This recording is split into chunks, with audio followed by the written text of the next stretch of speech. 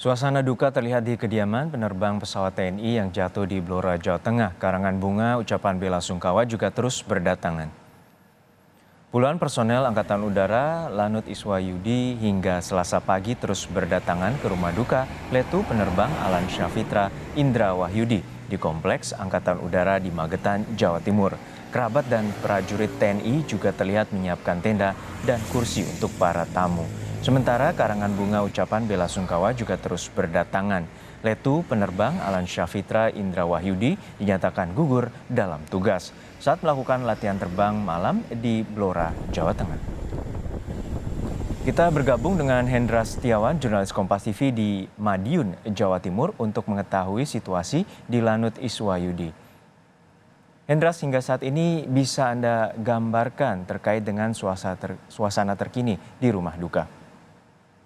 Ya, Juno dan saudara, hingga siang ini memang rumah duka yang berada di kompleks Lanut Iswayudi di Magetan, Jawa Timur ini memang sudah mulai ramai sejak tadi pagi.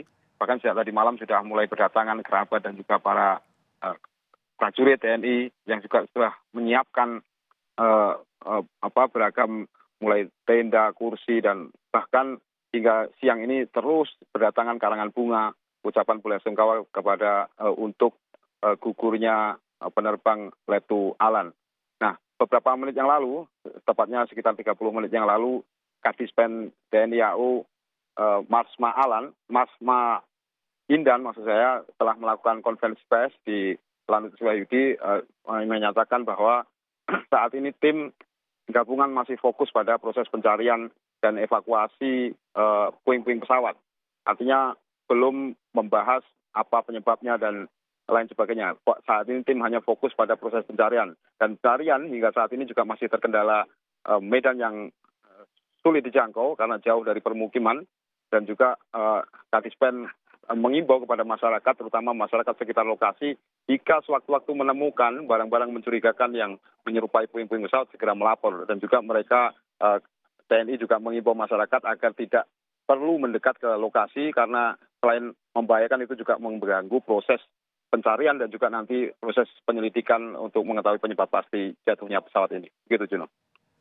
Ya Hendra, untuk saat ini apakah sudah ada keterangan resmi dari pihak Lanut Iswayudi atas peristiwa ini? Ya, secara resmi memang belum disampaikan, artinya penyebab pasti jatuhnya pesawat latih dan juga pesawat tempur T-50 ini memang belum ada penyebab pastinya secara resmi. Hanya saja TNI masih fokus pada proses pencarian. Namun sekilas dari dalam konferensi pers menyebutkan kronologis bagaimana awal-awal pesawat ini terjatuh, yaitu setelah lepas landas sekitar hampir sekitar 18.30, artinya 19.30 sekitar waktu itu.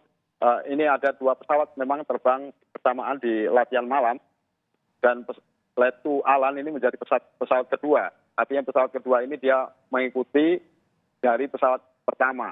Nah, sebelum dinyatakan hilang, kontak terakhir adalah Letu Alan menyebutkan blind, yang artinya tadi dijelaskan oleh Kadispen bahwa blind ini berarti dia kehilangan pandangan atau kehilangan kontak. Nah, setelah itu baru putus sama sekali, kehilangan kontak, baru kemudian sekitar pukul 8 dilaporkan ada kecelakaan terjatuh di Blora.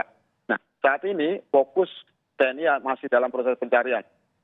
Sebenarnya Letu Alan sendiri memang dia menjadi penerbang sejak 2017, lulus dari Akademi 2015 dan kemudian melakukan pendidikan hingga lulus 2017.